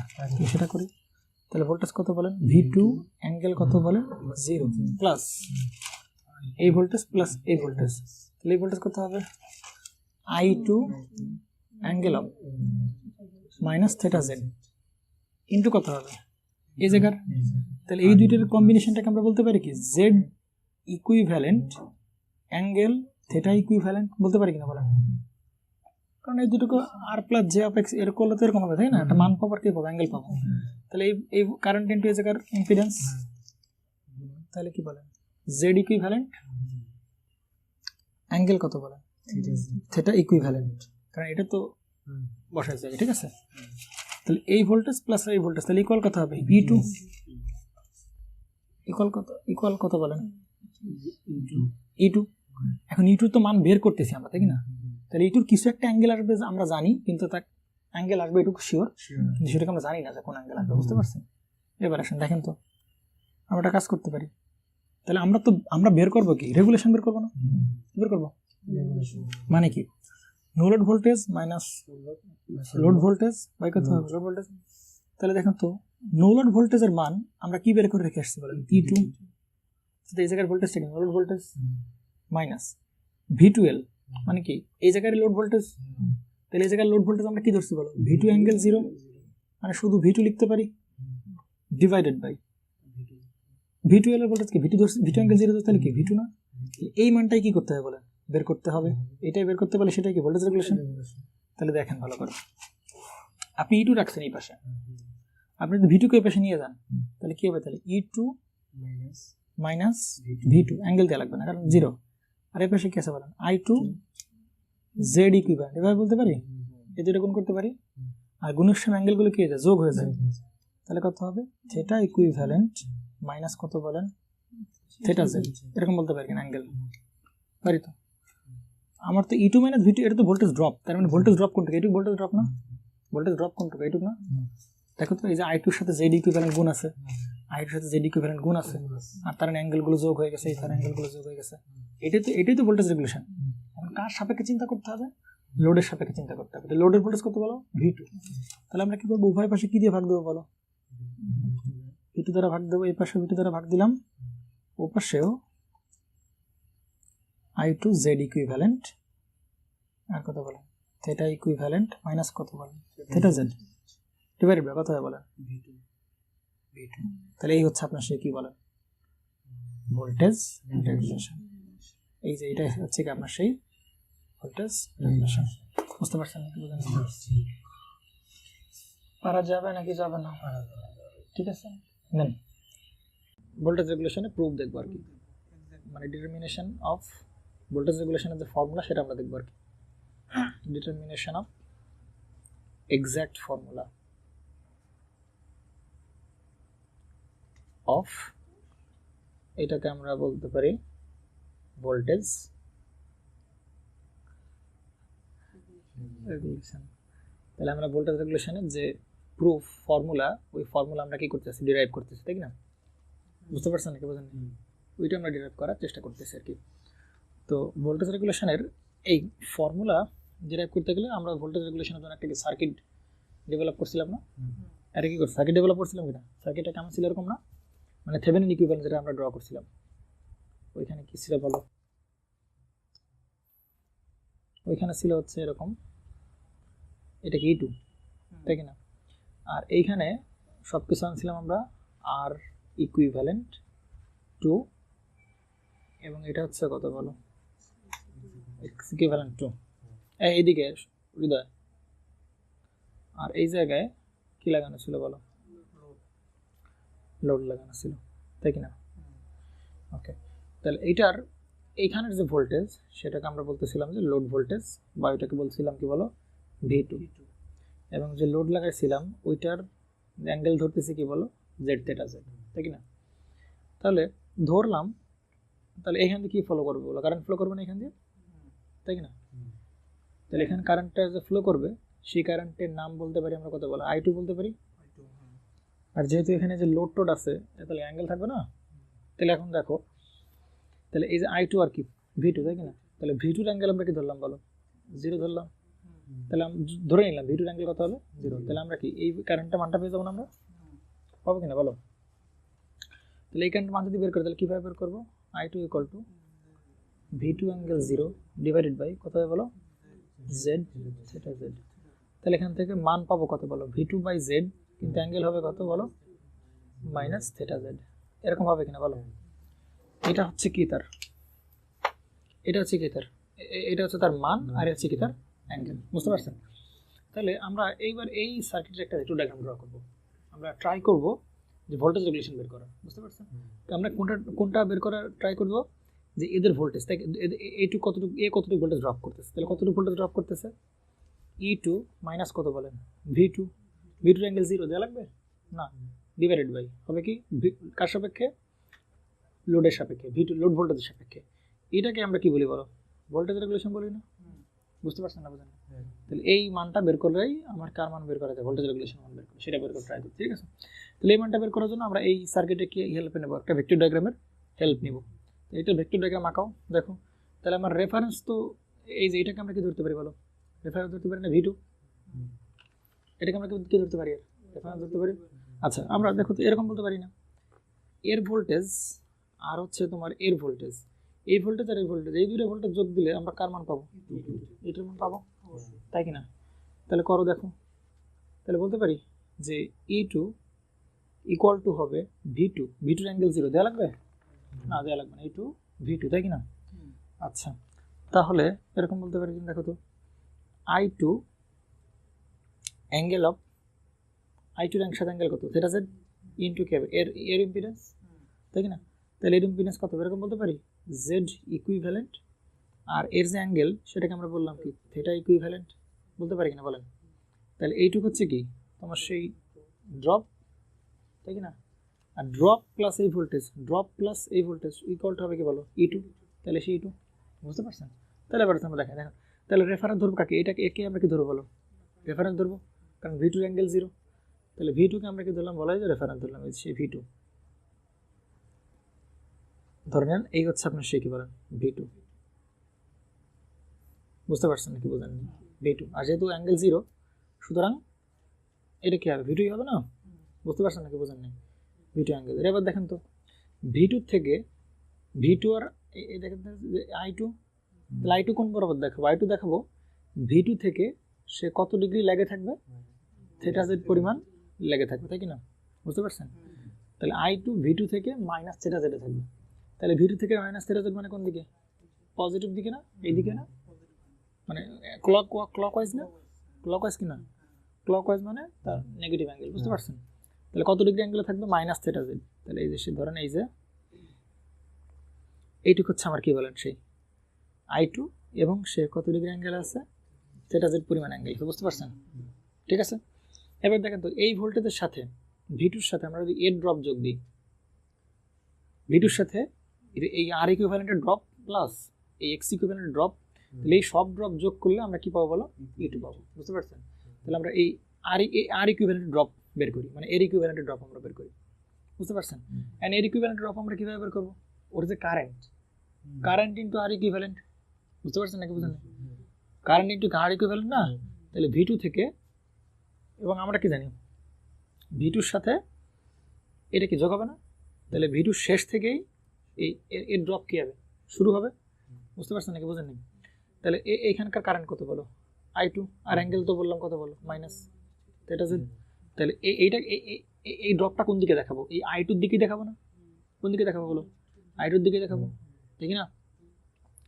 কারণ এর ভোল্টেজ ড্রপ এই কারেন্টের সাথে কি থাকবে, ইনফেজে থাকবে না, কারণ এটা কি এইটুকু কি বলো, রেজিস্টিভ না, তাহলে এর ভোল্টেজ আর কারেন্ট কি থাকবে বলো, ইনফেজে থাকবে, কিছু থাকবে বলো, ইনফেজে থাকবে।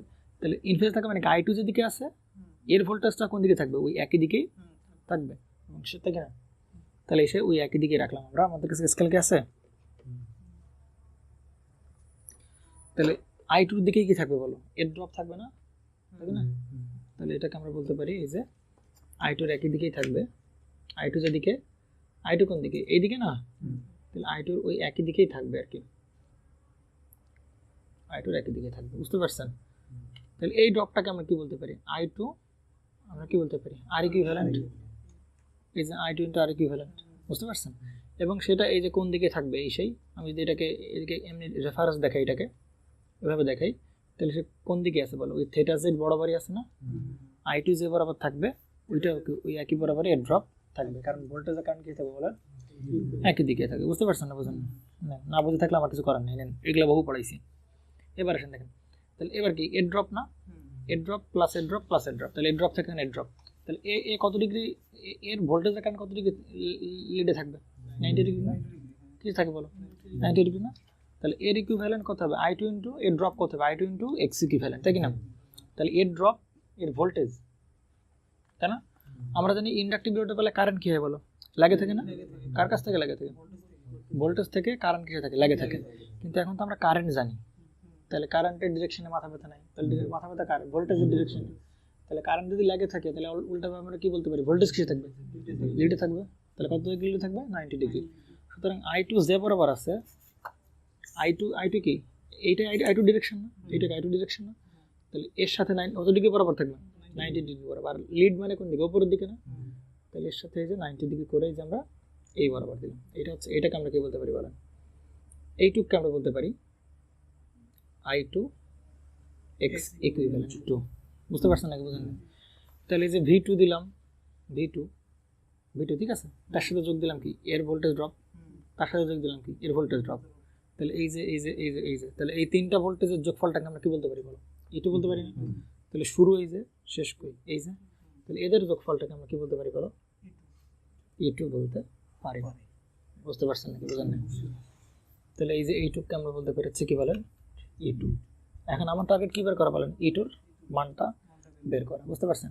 এখন E2 আমরা কিভাবে বের করতে পারি বলেন, E2 মান কিভাবে বের করতে পারি, তাই না? সেটা একটা বিষয় না? আমি যদি এরকম একটা কাজ করে দেখো তো ভাই কি রিসার্চ করতেছে, তাহলে বুঝতে পারছেন নাকি? তাহলে আমরা এখন বের করার টার্গেট কার বলেন, E2 মানটা বের করে ফেলবো, তাই না? তাহলে যদি E2 মানটা বের করতে হয় তাহলে আমরা যেটা করতে পারি, মনে মনে আমরা যদি এরকম এইটুক কাজ করতে পারবো কিনা দেখো তো।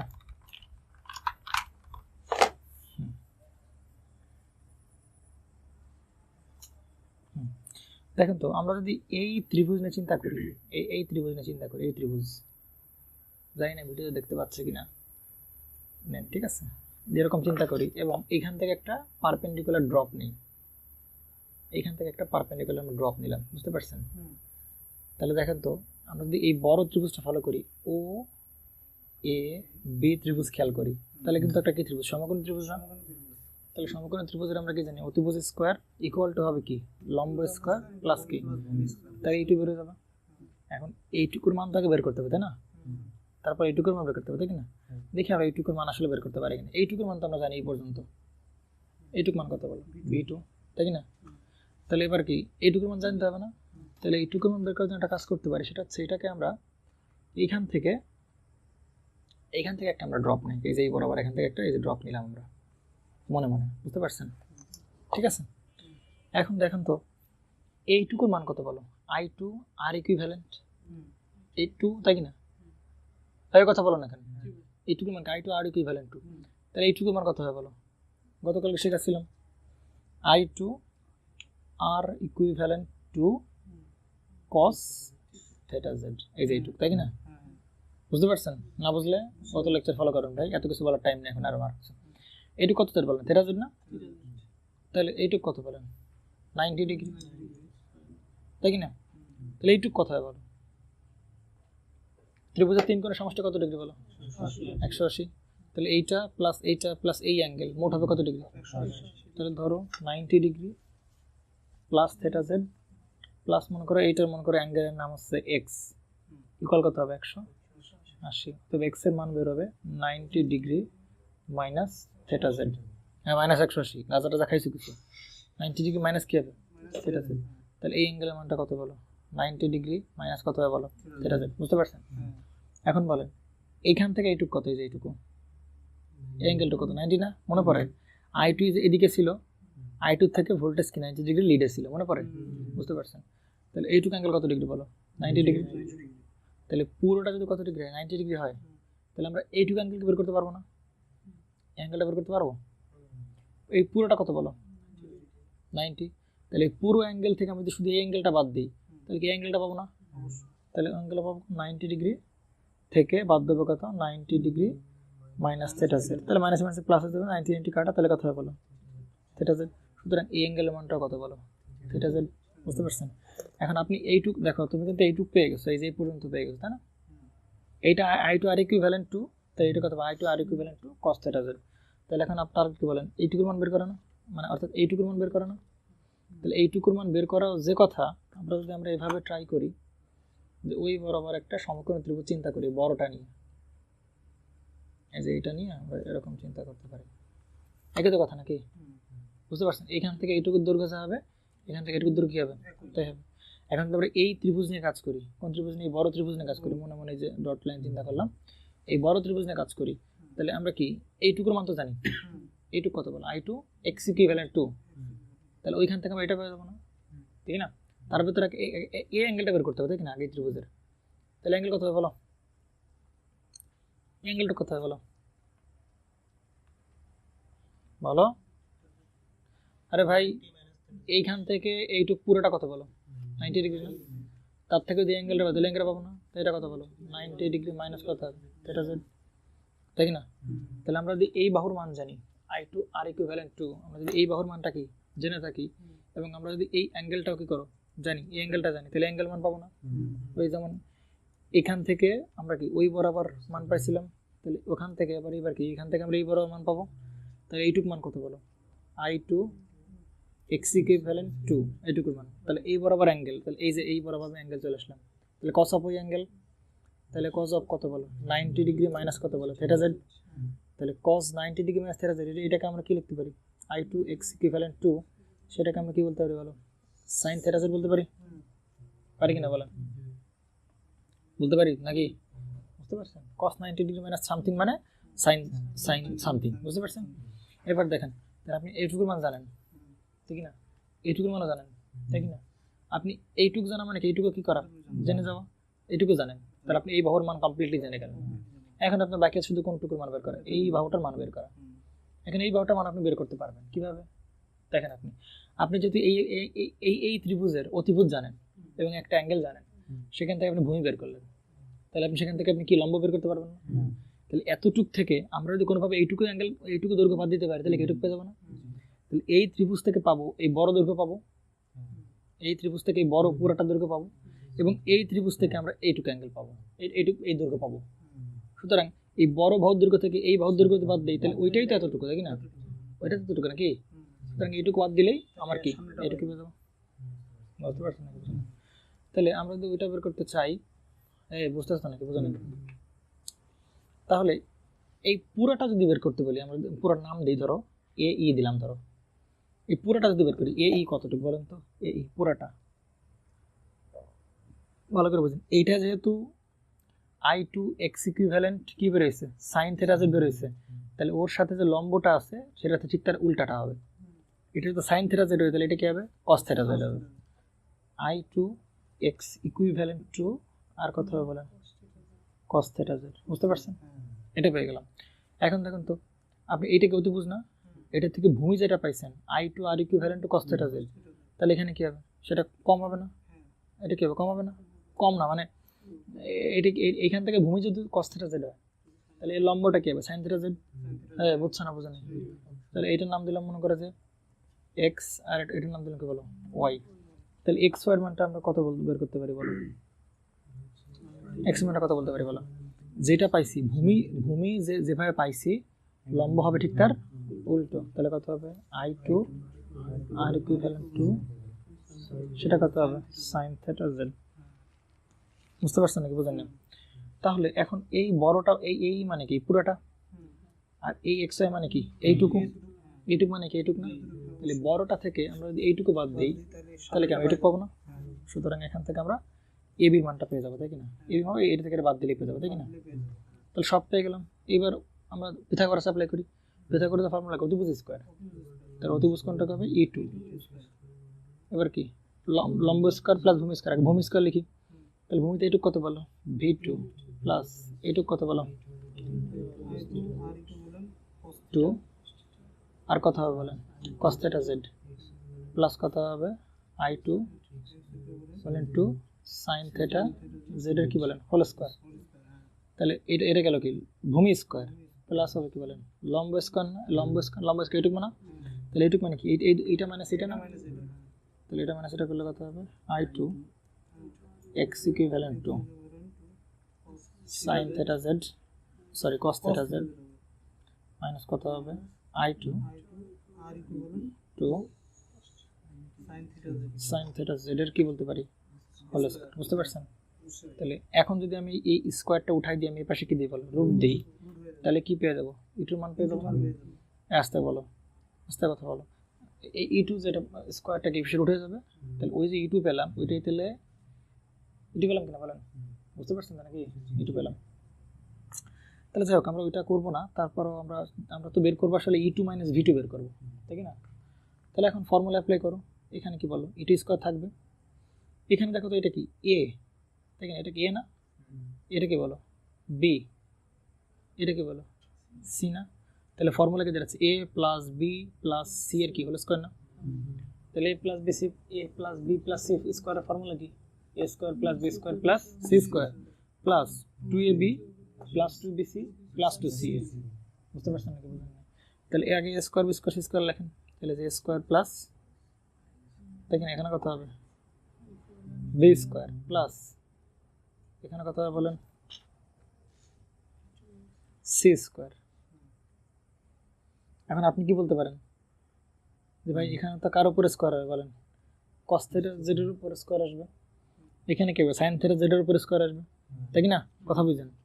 বুঝতেছেন তো নাকি? কিন্তু আপনি cos θ z এর স্কয়ার লিখলেন না কেন? কারণ আমি 2 লাইন আগেই ভাবছি, চিন্তা ভাবনা করে রাখছি। কেন চিন্তা ভাবনা, কিভাবে চিন্তা ভাবনা করলাম দেখেন। আপনি সামনে যেটা আছে, সামনে কি আছে বলেন? এর সাথে যোগ আছে না, কি আছে বলেন? A মাইনাস কি B এর কি হোল স্কয়ার, তাহলে square minus A minus whole square formula কি A square plus B square minus 2AB, A square plus B square minus কি 2AB। তাহলে দেখেন তো আপনার এইটার উপরে স্কয়ার আসবে, আবার একইভাবে এইটার উপরে কি আসবে স্কয়ার আসবে। তাহলে এইটার উপর I2 R ইকুইভ্যালেন্টের স্কয়ার আছে, এইটাও I2 R ইকুইভ্যালেন্টের স্কয়ার আছে, তাহলে I2 R equivalent square common দিলে ঠিক আছে। তাহলে এখানে কি থাকবে cos স্কয়ার থিটা প্লাস কি থাকবে sin স্কয়ার থিটা, তাহলে cos square theta plus sin square theta মানে কত 1, সুতরাং I2 R ইকুইভ্যালেন্ট স্কয়ার থাকবে। বুঝতে পারছেন নাকি? বুঝেন? এখানে কি থাকবে এটার উপর এখানে স্কয়ার দিবেন, তাহলে এখানে I2 x equivalent to square sin square theta, আবার এটাকে স্কয়ার দিবেন cos স্কয়ার থিটা, তাহলে কমন দিলেন, তাহলে sin স্কয়ার থিটা প্লাস করতে নাকি ক্যালকুলেশন কমে গেল। তাহলে মনে রাখতে হবে এখান থেকে আর কয়টা পার্ট বেঁচে আছে, এই থেকে একটা পার্ট বেঁচে আছে, -2AB বেঁচে আছে, আর A square plus B square কিন্তু এর ভিতরে চলে আসছে। বুঝতে পারছেন নাকি? বুঝেন নাই? ক্লিয়ার? তাহলে এবার আসেন, তাহলে এইখানে তো অনেকগুলো বাকি, তাই কি না? অনেকগুলো বাকি না? A square plus B square plus C square গেল, এখন কি plus 2AB plus 2BC plus কি 2CA বাকি। তাহলে এখন যেটা করতে পারি সেটা হচ্ছে আমরা এরকম বলতে পারি যে দেখেন ভালো করে, তাহলে 2 এখানে কি বলেন V2, তাই না? 2V2, তাই তো? আচ্ছা 2V2 ইন্টু এর বড় করে লিখি, তোমরা বুঝবা না। I2 আর ইকুইভ্যালেন্ট টু কত বলেন cos θ z প্লাস আর কত বলে 2V2 I2 x এই দুটো গুণ করে লিখতেছি 2, আর কত হবে sin θ z, এখন এই দুটো লিখতে হবে, তাই কি না? তাহলে 2 আর কত বলেন I2 স্কয়ার, তাই কি না? 2I2 স্কয়ার, আর এখানে কি হবে বলেন আর ইকুইভ্যালেন্ট টু আর কি বলেন x equivalent two sin θ z, আর কত হবে বলেন cos θ z। এখন এই পার্টে একটা বাকি ছিল না, এটা কি ছিল বলেন -2AB, তাহলে গুণ করলে I2 কি হবে I2 স্কয়ার, আর এখানে কি হবে R equivalent two x equivalent two sin θ z into কত বলেন cos θ z। বুঝেন নাই? তাহলে এখন দেখুন তো ভাইজান, এই পার্ট আর এটা পুরোপুরি কি কেটে যায় না? প্লাস মাইনাস কেটে যায় কিনা? কাটা তো নাকি? তাহলে শুধু কি বাকি থাকলো দেখেন তো, এখানে E2 square V2 square I2 আর ইকুইভ্যালেন্টের কি বলেন স্কোয়ার প্লাস এখানে কত বলেন I2 x ইকুইভ্যালেন্টের উপর কি বলেন স্কোয়ার প্লাস। এবার দেখেন তো এই পার্ট বেঁচে আছে আর কোন পার্ট, এই পার্ট বেঁচে আছে, বাকি দুটো কাটাকাটি। দেখেন তো এই দুইটা পার্টের ভিতর কমন কি যায় বলেন তো, 2 I2 V2 I2 তাই না? তাহলে কি না বুঝতে পারছেন, তাহলে 2 V2 আমরা কমন নেই, I2 থাক সমস্যা নেই। তাহলে এই পাশে কি থাকে বলো I2 আর ইকুইভ্যালেন্ট টু কি বলেন cos θ z প্লাস, আর এই পাশে কি বাকি ছিল বলেন, এই পাশে বাকি ছিল I2 এ তোমার কি মাথা মতো গেছে নাকি, কান্নার মতো শুধু বলতে থাকে এখানে I2 x ইকুইভ্যালেন্ট টু না, x ইকুইভ্যালেন্ট টু আর কত হয় বলো sin θ z, বেশ দেখে শুনে বলবা কি বলতেছো। তাহলে এইটাই বাকি থাকে না বলো, বুঝতে পারছেন নাকি বুঝেন না, আর বাকি ছিল এটা তাই তো। আচ্ছা এখন দেখুন তো একটা কাজ করতে পারি, সেটা হচ্ছে যে আমরা এখান থেকে যেটা করতে পারি সেটা হচ্ছে যে E2 স্কোয়ার রাখলাম, এইখানে সবার কাছ থেকে V2 স্কোয়ার আমরা কমন নিয়ে নেবো, সবার কাছ থেকে V2 স্কোয়ার কমন নিয়ে নেবো তাই কি না। তাহলে সবার কাছ থেকে যদি V স্কোয়ার কমন নেই তাহলে এখানে কি থাকবে 1 প্লাস এখানে কি থাকবে বলো I2 স্কোয়ার, আমি এরকম বলতে পারি Z ইকুইভ্যালেন্টের স্কোয়ার ডিভাইডেড বাই V2। এখানেও কি I2 স্কোয়ার আছে, এখানেও কি I2 স্কোয়ার আছে, তাহলে I2 স্কোয়ার কমন নিলাম, তাহলে কি থাকবে আর ইকুইভ্যালেন্টের স্কোয়ার প্লাস কি এক্স ইকুইভ্যালেন্টের স্কোয়ার, তাহলে ওইটাকে আমরা কি বলতে পারি জেড ইকুইভ্যালেন্টের স্কোয়ার বলি না, মনে পড়ে Z square equal to R square plus কি বলতে পারি এক্স এর স্কোয়ার, তাই লিখছি আর ইকুইভ্যালেন্টের স্কোয়ার প্লাস জেড এক্স ইকুইভ্যালেন্টের স্কোয়ার। তো সেটাকে আমরা কি তারা এর খাতার উপর হিসাব করতেছে কেন, দাও অবস্থা মাথা মতো গেছে ওর, জেড ইকুইভ্যালেন্টের স্কোয়ার ঠিক আছে প্লাস, এটা তো বুঝছেন V2 স্কোয়ার কমন নিচ্ছি আমরা, V2 স্কোয়ার তাহলে কি না, V2 স্কোয়ার কমন নিলাম না, তাহলে V2 স্কোয়ার দিলে কি ভাগ হয়ে যাবে না সবগুলো, আর এখানে তো একটা V2 আছে আর নিচে V2 স্কোয়ার কমন নিচে V2 স্কোয়ার, তাহলে V2 স্কোয়ার V2 কেটে গেলে নিচে শুধু কয়টা V2 থাকে, একটা V2 থাকে, আর ভেতরে থাকে কি I2 R equivalent two cos θ z plus হবে কত বলেন I2 x ইকুইভ্যালেন্ট টু দেন কত হবে sin θ z, বুঝতে পারছেন তো নাকি। এখন এটা থেকে আমরা এরকম আরেকটা নতুন একটা পেজে যাব আমরা, দেখেন ওইটাই আমরা বলতেছি আমরা, তাহলে ইকুয়েশনটা পেলাম কি এরকম পেলাম না, E2 square equal to V2 square 1 plus তাই কি না 1 plus I2 square Z equivalent to এর স্কোয়ার V2 স্কোয়ার প্লাস না রে প্লাস তাই কি না, এরপরে কি থাকলো বলেন,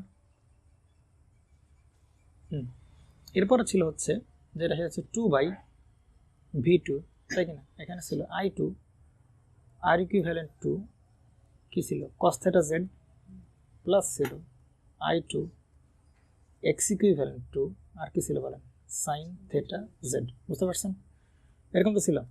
এবং এখানে আমরা একটা থার্ড ব্র্যাকেট দিয়ে বড় একটা ব্র্যাকেট দিয়ে ঘিরে দিলাম। এখন দেখেন তো এই স্কোয়ারটা যদি উঠাই দিই তাহলে পাশে কি রুট হয়ে যাবে না, তাহলে এই E2 এরকম থাকলো, এখন এই রুট কি পুরোটা জুড়ে থাকবে না, তাহলে ওই রুটের জন্য রুট আর স্কোয়ার কেটে কেটে শুধু বাইরে কে থাকবে V2 থাকবে, কিন্তু এইটুকুর উপরে কিন্তু কি থাকবে মানে রুট থাকবে কিন্তু এইটুকুর উপরে, বুঝতে পারছেন Chayan root over X comma Y, এটা আমরা কি লিখতে পারি root over X into root over, তাহলে আলাদাভাবে এর উপর রুট দিলাম এর উপর রুট দিলাম, তাহলে এর উপর রুট ওভাবে না দিয়ে আমরা এরকম দিই I2 square Z equivalent to square divided by কত বলেন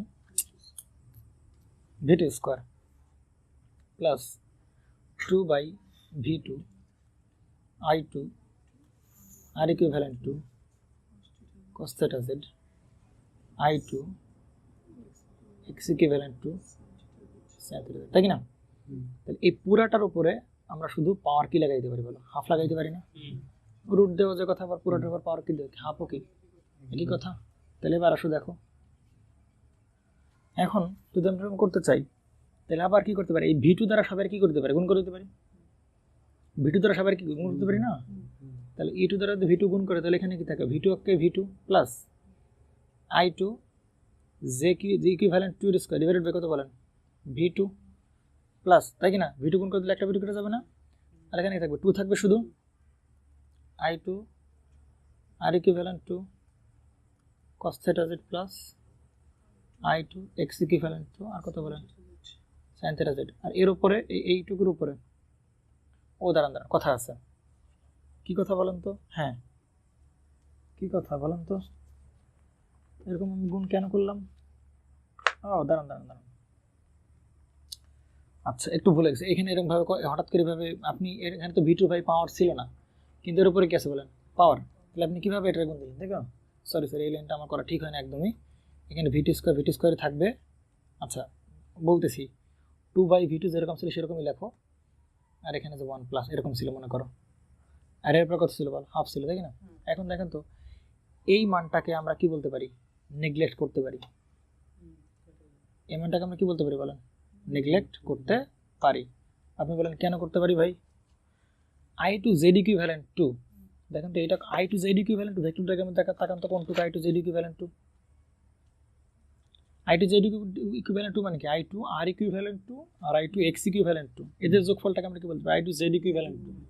অর্থাৎ আমরা যদি এইটা যোগ করে দেই, এইটুকু যোগ করে দেই, তাহলে আমরা পাবো I two Z equivalent two.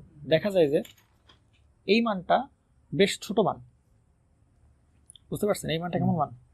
O I two square ছিল, আই টু স্কোয়ার এই মানটা কেমন? উপরের মানটা ছোট মান, বুঝতে পারছেন নাকি? বোঝা না? উপরের মানটা বেশ ছোট হয়, আর ভি2 মানটা বেশ বড় হয়, কারণ লোডের ভোল্টেজ। অর্থাৎ উপরেরটা চেয়ে নিচেরটা কি বেশ বড়, তাহলে ছোট জিনিসটা বড় জিনিস ভাগ দিলে মান কেমন হয়ে যাবে? একদম ছোট। সুতরাং এইটাকে আমরা কি বলতে পারি বলো? নেগলেক্ট করতে পারি। এবং কথা হচ্ছে যে দেখো মজার বিষয় হচ্ছে যে হ্যাঁ এই মানটাও কিন্তু বেশ ছোট, এই মানটাও কিন্তু বেশ ছোট, তাই কি না? কারণ কি? কারণ ভি2 কি আছে? নিচে আছে। ভি2 মানটা কেমন বলো? বেশ বড়। ভি2 মানটা কেমন? বেশ বড়। আর এদের প্রত্যেকের মানে এটা কি ড্রপ না? I two R equivalent two I two X equivalent, এদের প্রত্যেকটা ড্রপ না? এই যে I two Z equivalent to square, এটা এমনিই ছোট, এটাও ছোট, এটাও ছোট, বুঝতে পারছেন? আর সাথে cos θ এর sin θ এর ফ্যাক্টর, সুতরাং এই মানটাও কি বলেন? বেশ ছোট। কিন্তু তার থেকে আমরা এই মানটাকে ছোট বলতেছি কেন? কারণ এখানে শুধু ভি2 দিয়ে ভাগ দিচ্ছি, আর এখানে কি দ্বারা ভাগ দিচ্ছি বলেন?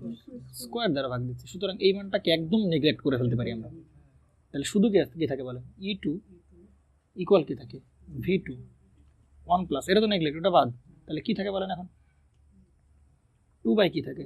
v2, এখানে কি থাকে বলেন? i2 R equivalent two cos θ z plus হ্যাঁ i2 x ইকুইভ্যালেন্ট টু আর কি থাকে বলেন? sin θ z। পুরোটার উপর পার কি দিলাম? হাফ। বুঝতে পারছেন?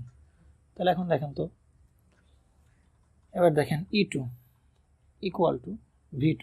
এবার দেখেন তো এইটাকে আমরা বলতে পারি শুধু 1 আছে, প্লাস আপনি এই পুরাটাকে বলতে পারেন x বলতে পারেন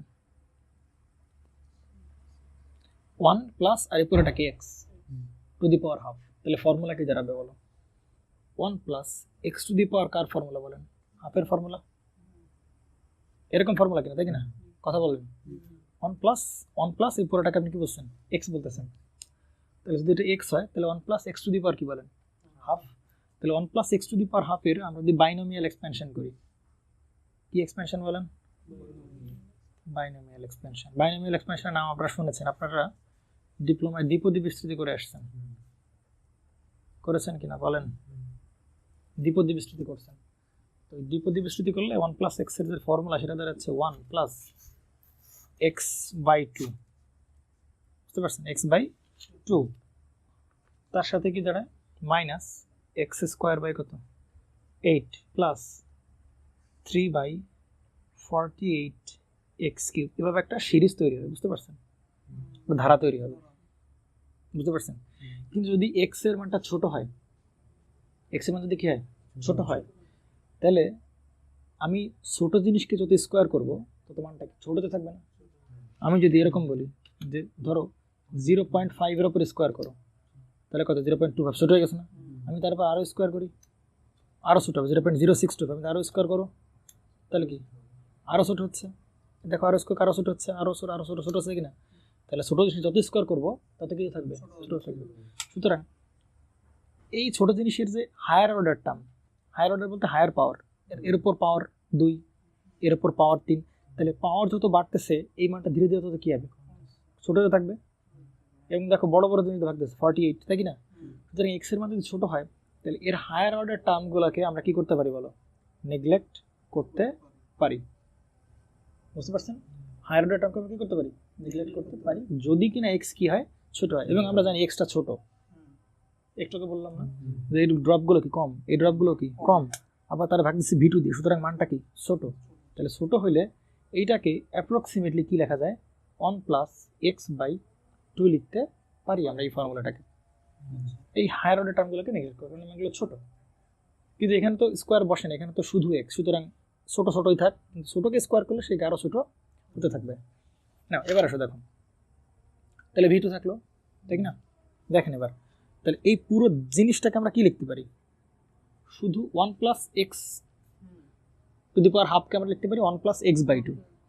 তাহলে এক্সটাকে আমরা কি 2 দিয়ে ভাগ দিতে হবে না? আর উপরে তো 2 আছে, তাহলে ওই 2 আর নিচে 2 কি হয়? ফর্মুলা দিয়ে কেটে যাবে। তাহলে শুধু কি থাকে বলো? শুধু থাকে 1/ এখানে কি থাকে বলো? ভি2। আর এখানে কি থাকে বলো? আর ইকুইভ্যালেন্ট টু আর কি বলো? cos θ প্লাস কত বলেন? i2 x ইকুইভ্যালেন্ট টু আর কি থাকে বলেন? sin θ প্লাস cos বললে হচ্ছে, ঠিক আছে? এরকম কি বোঝেন কিনা? এটা লিখতে পারি কিনা? এইবার দেখেন আমরা কি করতে পারি। এবারটা কাজ করতে পারি, এই ভি2 সবাই গুণ করে দেওয়ার ভেতরে। তাহলে গুণ করে দিলে ভি2 কি দাঁড়াবে? এখানে কি ভি2 প্লাস ভি2 তো কেটে যাবে, তাহলে শুধু কি থাকবে? i2 আর ইকুইভ্যালেন্ট টু আর কি বলেন? cos θ z plus i2 x equivalent two আর কত হবে বলেন? sin θ z, তাই কি না? তাহলে এখান থেকে এইবার ভি2 বেশি নিয়ে আসতে পারি, তাহলে সেটা কি e2 মাইনাস কি বলেন? ভি2 শুধু কি দাঁড়ায় বলেন? R equivalent two cos θ z plus কি থাকে বলেন? i2 x ইকুইভ্যালেন্ট টু আর কি থাকে বলেন? sin θ z, তাই কি না? এখন দেখেন তো এইটাই তো বের করে ট্রাই করতেছি আমরা, এইটাই কি তোমার সেই না, তাই কি না? e2 মাইনাস ভি2, e2 মাইনাস ভি2 মানে কি? এই জায়গার ভোল্টেজ মাইনাস কে জায়গার ভোল্টেজ, ধরে c2, এখানে v2l বলতেছিলাম, একই কথা। বুঝতে পারছেন? এটা তো বুঝতে পারছেন নাকি? e2 মাইনাস ভি2 এরকম লিখতে পারি, তাই কি না? তাহলে এইটাকে আমরা যদি এরকম ভাগ দেই, e2 মাইনাস ভি2 ডিভাইডেড বাই কত বলেন? ভি2 দ্বারা ভাগ দিতে পারি না, তাই কি না? তাহলে এই পাশেও কি দ্বারা ভাগ হয়ে যাবে বলেন? i2 R equivalent two cos θ z plus i2 x equivalent two আর কত বলেন? sin θ z ডিভাইডেড বাই, পোকা প্রচুর ডিস্টার্ব করতেছে, নিয়ে একটু অধৈর্য হবেন না আপনারা। ডিভাইডেড বাই কত হবে বলেন? ভি2। এখন এটা যদি আমরা তো লোড ভোল্টেজ দেখি না, এখানে আমরা ভি2 সব জায়গায় লাগাই দিতে পারি, কোনো সমস্যা নাই, সব লোড ভোল্টেজ। বুঝতে পারছেন নাকি বুঝেন নাই? ঠিক আছে, সুতরাং এইটা হচ্ছে, এই যে এইটা ফর্মুলাটা দেখলাম, এটা হচ্ছে কি আপনার সেই ভোল্টেজ রেগুলেশনের ফর্মুলা। এখন আমরা যে এই যে প্রমাণটা দেখলাম, এই প্রমাণটা কি বেশ বড় প্রমাণ না? বেশ কি বড় প্রমাণ না? এটা কিন্তু আপনি এক্স্যাক্ট না, ঠিক এক্স্যাক্ট না, আপনি এটাকে অ্যাপ্রক্সিমেটই বলবেন। অ্যাপ্রক্সিমেট ফর্মুলা আমরা ডিরাইভ করছি, আমরা এক্স্যাক্ট করি নাই। আসলে এক্স্যাক্ট ফর্মুলা কোনো জায়গায় কাজে লাগানো হয় না। কেন কাজে লাগানো হয় না আপনারা বুঝবেন, এক্স্যাক্ট ফর্মুলা কাজে লাগানো হয় না। বুঝতে পারছেন? তো এইখানে এটা কিন্তু অ্যাপ্রক্সিমেট, যে প্রথমে ধরছিলাম এইটা নেগলেক্ট করছিলাম, তাই না? আবার এক্স এর মান ছোট বেঁধে হায়ার অর্ডার গ্রুপটাকে নেগলেক্ট করছিলাম, তাহলে এই সবগুলো কি অ্যাপ্রক্সিমেট ভ্যালু আর কি। সুতরাং এই যে ভোল্টেজ রেগুলেশনটা বের করলাম, সেটা কিন্তু অ্যাপ্রক্সিমেট ভোল্টেজ রেগুলেশন। বুঝতে পারছেন? এখন এই এত বড় প্রমাণ তো আসলে করাটা আমাদের জন্য টাফ, যেহেতু আমরা অ্যাপ্রক্সিমেশনই করতেছি। তাহলে এই প্রমাণটাকে আমরা দেখবো, এত বড় প্রমাণটাকে আমরা একটু ছোটোভাবে দেখবো আর কি। বুঝতে পারছেন? তাহলে সেই ছোটোভাবে যদি দেখতে হয়, তাহলে সেইটা হচ্ছে সেই প্রমাণটা আমরা দেখব, ঠিক আছে?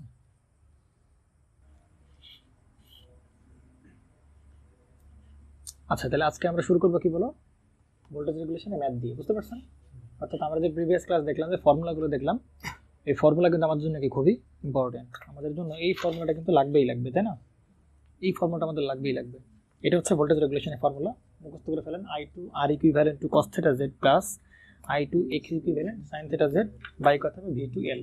এবং একটা জিনিস মনে রাখতে হবে, আমরা লাস্টে বলছি যে এটা এই যে ফর্মুলাটা আমরা দিছি, এই ফর্মুলাটা only valid for unity power factor এবং ল্যাগিং পাওয়ার ফ্যাক্টর। তাহলে ভাই লিডিং পাওয়ার ফ্যাক্টর হলে কী হবে? আমরা জানি লিডিং পাওয়ার ফ্যাক্টরের জেড এর অ্যাঙ্গেল কি?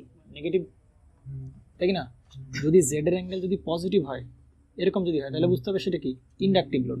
আর যদি জেড এর অ্যাঙ্গেল মাইনাস থেটা জেড হয় তাহলে সেটা কি কি ক্যাপাসিটিভ এবং সেটাকে লিডিং না, তাই কি না? ওই যে আমরা বলি না জেড এর অ্যাঙ্গেল দেখে লিডিং লাগে, বুঝবা কিভাবে? জেড এর অ্যাঙ্গেল যদি নেগেটিভ হয় তাহলে বলবা কি লিডিং। তাহলে কি লিডিং পাওয়ার ফ্যাক্টরের বেলায় এই থেটা জেড, থেটার অ্যাঙ্গেলটা কি নেগেটিভ না? তাহলে এখানে তুমি কস থেটা, এখানে যদি নেগেটিভ অ্যাঙ্গেল বসাও তাহলে কস মাইনাস থেটা মানে কোনো চেঞ্জ হবে না। কস মাইনাস থেটা মানে কস থেটা, কস মাইনাস থেটা মানে কি কস থেটা। কিন্তু সাইন মাইনাস থেটা মানে কি মাইনাস সাইন থেটা। সুতরাং এখানে যদি মাইনাস বসাও তাহলে ঘুরে ফিরে এখানে কি কোন চিহ্ন চলে আসবে? মাইনাস চিহ্ন। বুঝতে পারছেন না? বুঝলেন? সুতরাং আমরা যদি ইউনিটি বলে বা ল্যাগিং বলে তাহলে প্লাস ইউজ করবো, আর লিডিং বলে শুধু লিডিং এর ক্ষেত্রে মনে রাখবো এখানে আমরা কোন চিহ্ন দেবো? মাইনাস। এটা হচ্ছে কোন পাওয়ার ফ্যাক্টরে বলো? লিডিং পাওয়ার ফ্যাক্টরের ক্ষেত্রে। বুঝতে পারছেন নাকি বুঝেন? কোন পাওয়ার ফ্যাক্টরের ক্ষেত্রে? লিডিং পাওয়ার ফ্যাক্টরের ক্ষেত্রে। বুঝতে পারছেন? এটা অনলি ভ্যালিড ফর কোনটা? লিডিং। তাহলে লিডিং হলে এখানে মাইনাস, আর ল্যাগিং এর ইউনিট হলে কি